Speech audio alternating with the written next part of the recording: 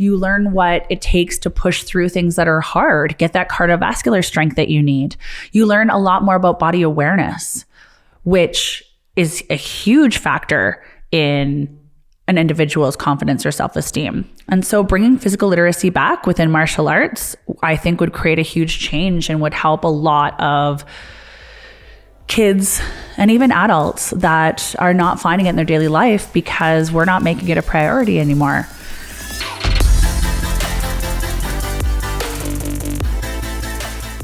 Welcome to Beyond the Black Belts podcast.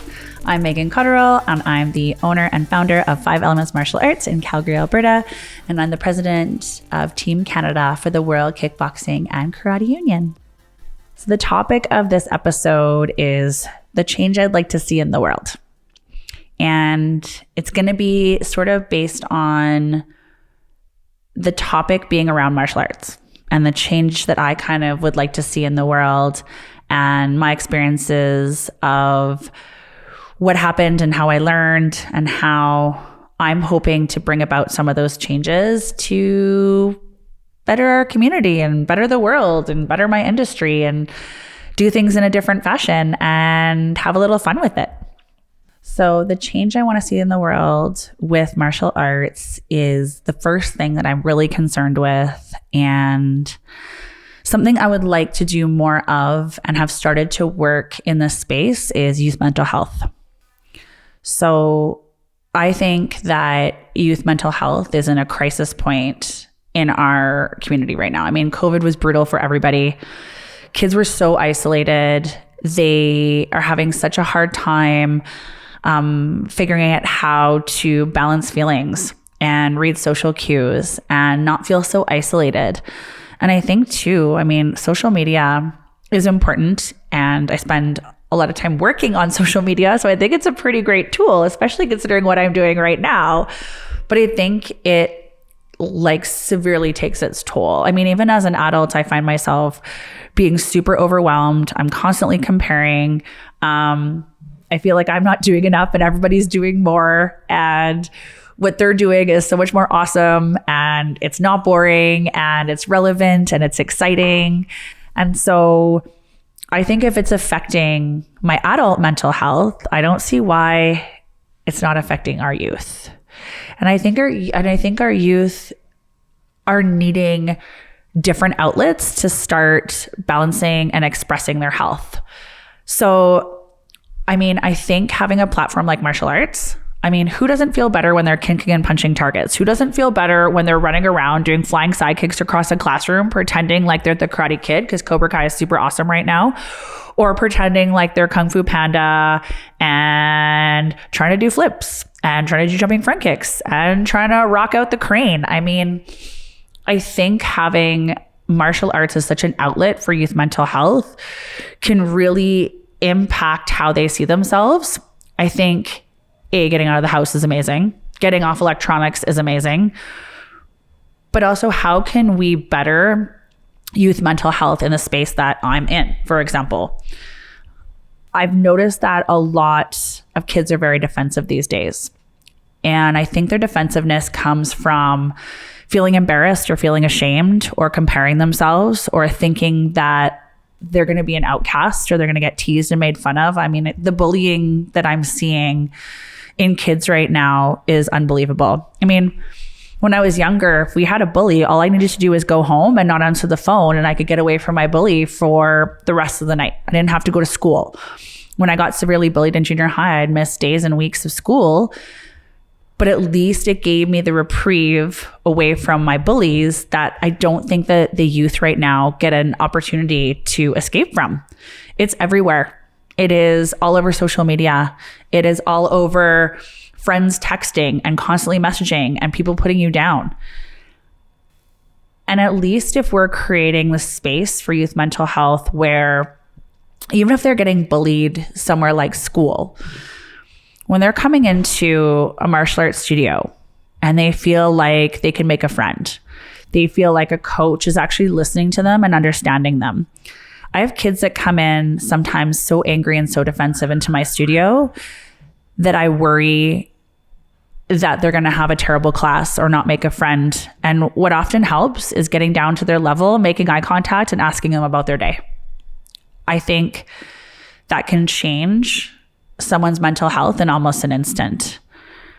And then creating a place where they get to feel like their kicks are the best, that they're the best ninja that ever existed, that they're laughing and giggling with other people because they get to crack jokes. They get a chance to be vulnerable without failure. They get a chance to be vulnerable without getting made fun of. They get a chance to be vulnerable where they've overcome a huge challenge, and that's something that they're using to better themselves in school. And I mean, even school, if I sucked at something in school, but I was good at karate, or I was good at kickboxing, or I was good at taekwondo, I still felt like I had purpose, and I still felt like my day had some significant meaning, and I had some small wins, and I didn't take everything else so personally or so much to the heart. And I think that we can create those environments for these kids where they feel a lot more support than they would otherwise. I also think that movement is an incredibly important piece. I mean, I love the endorphins that I get from moving around and jumping around and cranking some dance music and throwing combos on some Thai pads or a heavy bag or moving through my forms. I mean, that's a chemical reaction in the most positive way. And I think we need to give kids a lot more of that. I think that movement piece is one of the best outlets that we can give them as far as positive brain chemicals and a positive outcome. I also think that for me, I have a lot of anger, and I can't always do yoga to get my anger out. I can't always read a book or meditate to get my anger out. I think it actually ends up being fuel to the fire, and it exacerbates my entire mood. And I think that martial arts for youth mental health is amazing, because if those kids are feeling frustration and anger, they have a safe and positive place to get that out where they're not hurting anyone. They're not getting in trouble. They're not taking it out on their friends at school. They're not taking it out on their siblings. They're not punching holes in the wall. They have a place where they get to really release everything and be themselves for 5 minutes. And I think that is going to be such a positive change in the world when we start thinking about youth mental health and martial arts and creating those opportunities for them where the outcome is going to be amazing. And I like to see their confidence, and I like to see their purpose, and I love to see their sense of community. So I think the change I want to see in the world, martial arts wise, in relation to what I've been able to see in the social behaviors of children through COVID, is pretty extensive. I think I took for granted a lot of the social cues that I learned growing up. I mean, you knew by someone's body language or eyes or energy or how you interacted, like on the playground, if someone liked you or didn't like you, or if someone is inviting you to play, or if a collision or a ball hitting you was an accident or was an act of violence. So what I've noticed is that there are so many children right now that don't have the coping skills and the social dynamics to feel comfortable in the world at the moment, or feel comfortable in their community or in a group setting. I think that something that martial arts can do is help with that interaction and help with that communication and those skills that they need. They can work with their teammates to learn if this is okay and asking these questions are all right, and if it's going to lead to something combative. I think dealing with like so many special needs kids, I've learned so much about this, so much about how tone of voice is super important and how you ask questions is really important. Everything from aggressive lighting to what equipment feels like. And I think because of all of the things we've taken for granted that we've never really had to put a pause on, kids don't know how to ask each other to play anymore. Kids don't know how, after their feelings have gotten hurt, to work it out together. They don't know how to ask for help. They don't know how to to even engage at this point. And I think martial arts can really show them how to make up for all the things that they missed and all their frustrations that they're having. I mean, it's such a fun group setting to learn how to spar, for example. I mean, I think sparring is the coolest thing. And I learned a lot about myself and reactions and my temper and my emotions and all of those things through sparring. It teaches kids how to like talk to each other about control. It teaches kids like when they clash to start laughing at each other and know that it's not to hurt each other. They end up playing again like they should. I mean, I loved making up my own games and playing and winning and scoring and trying to figure out how to encourage my teammate instead of, you know, just kind of standing there awkwardly and not knowing what to do. I mean, it helped my communication like crazy. And I think that we need to see a lot more of those interactive opportunities and the opportunities to work on emotions. I mean, sparring, you know that when you're with your teammate and you've developed that sense of trust through communication, that you're not there to hurt each other. But how are you able to experience all those emotions and all of those social skills unless you're put into those situations where you can actually experiment? It's like an apprenticeship. And it's pretty cool seeing that we can repair those dynamics from, working on self-defense drills and holding targets for each other and playing games and learning how to score and making mistakes together. I think it's been pretty special. And I think that's a huge change that we need to see and that I hope that we can work towards in our current environment. I think our school system to some degree is trying their best. I think that teachers are exhausted. I think that right now there are so many demands on the people actually interacting with our children that it becomes too much. And I remember gym class was my favorite thing when I was younger. And I loved that time and ability to run around and feel awesome and laugh and get some movement and sweat and play games and learn a new sport. I mean, it was so cool learning how to curl, even though I sucked and I came home with huge bruises on my knees. I love the opportunity to play that. I learned that I was good in basketball. I learned that I was good in badminton. But there is such a lack of physical literacy and physical literacy on a regular basis. I don't think that the kids are getting the physical education and the gym classes that are necessary to help them with their coordination and their balance and their flexibility. They don't have the ability to have movement. So if a child is not a healthy weight, they're going to feel really ostracized and potentially bullied and maybe, heavily insecure and unconfident. And physical literacy is so important when it comes to the foundation of core strength and agility. And it can be what helps them in sport and movement for the rest of their lives. I've seen martial arts, physical literacy programs, a lot that I developed, especially for preschool kids, where it actually took them to higher levels in things like hockey and baseball and swimming and lacrosse and soccer. I mean, if you have more flexibility and more core strength and you go into hockey, you're going to be awesome at goaltending. You're going to be faster skater on the ice. You're going to be able to, once you get into things like body contact, you can learn how to brace yourself better. You can learn how to breathe better. You learn what it takes to push through things that are hard, get that cardiovascular strength that you need.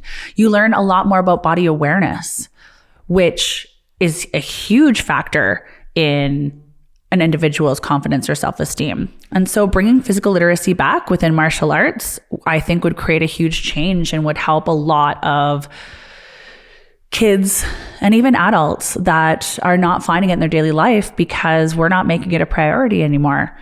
And I think that the more that we can continue to make it a priority, the more we can help people to elevate and provide a lot more foundation for, different hobbies and outlets in the future.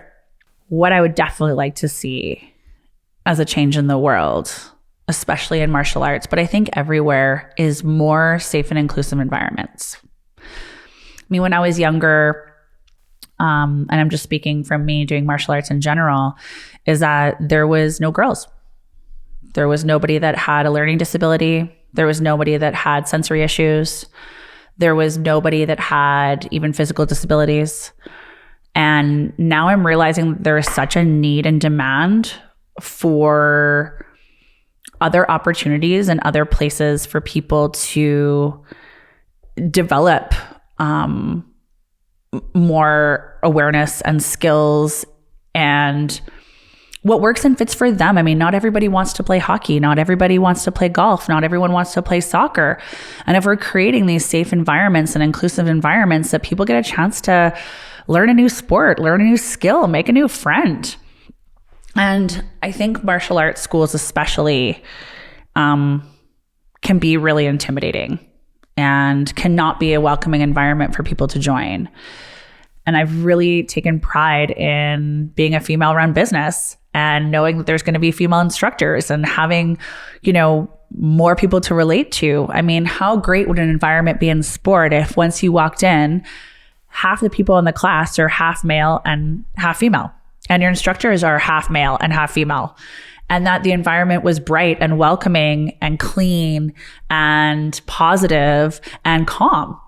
I mean, it would definitely be a more welcome space to try a sport or to learn self-defense or to start a fitness journey or to lose a little weight or just to get back in the community and out of the house a little bit more. I think we need to really work on how much we can welcome other people and how much we can develop our own skills to become better teachers and better facilitators, because the world, not everybody learns the same. We notice it in schools. COVID taught us that, there's going to be a lot of people that are good self-learners and can work on their own, and a lot of people that are going to fail without different forms of education and different tools to remember and learn and progress and problem solve. And safe, inclusive environments are something that we need to make sure that we are adding to our community. And I've noticed, even on the special needs front, that so many ADHD, autism spectrum, types of students, they feel very outcasted. They feel very unseen. They feel incredibly misunderstood. They feel isolated. They feel like they're constantly in trouble. I mean, with my ADHD, I think for my entire schooling, I felt like I was always in trouble. But I couldn't sit still. I couldn't stop talking. I couldn't stay focused. So unless I was moving constantly or talking constantly, you can even see I'm twirling a pen in my hand just to try to concentrate on what I'd like to say at the moment. I honestly felt like as a kid, I felt like I was a bad kid because I was constantly in trouble for the things that I couldn't help. What if we could take all those things that used to be seen as weakness and used to be seen as unconforming and turn them into a superpower for children? I mean, my ADHD students I love because they're so high energy, they're so extroverted, they can see details constantly, they become really good teachers because they can concentrate on 20 things at once. They go from being an outcast to a leader. What that can do for their confidence and their ability to thrive, even as an adult, can maybe put them in positions where they wouldn't have thought they'd be good at.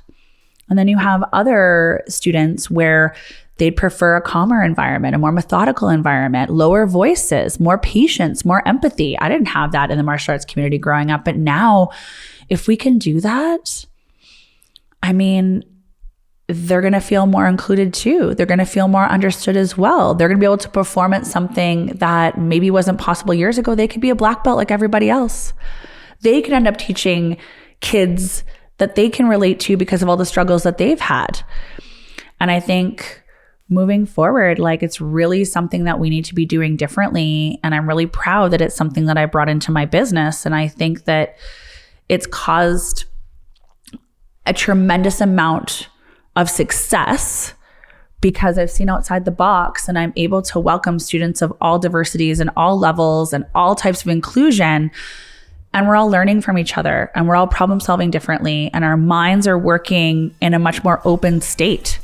And it's become this amazing family because we're celebrating our differences instead of punishing those that are different and not allowing them in our world. If you like this podcast, please share, follow, or leave a comment. We'll see you next time.